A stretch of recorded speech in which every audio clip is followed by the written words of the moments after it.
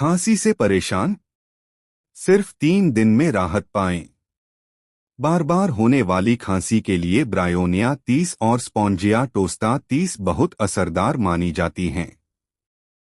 इन्हें दिन में 2 से 3 बार लें। अगर खांसी पुरानी या ज्यादा गंभीर है तो अपने होम्योपैथिक डॉक्टर से डोज जरूर कंफर्म करें। अगर ये जानकारी मददगार लगी हो तो वीडियो को लाइक, शेयर और सब्सक्राइब करना न भूलें।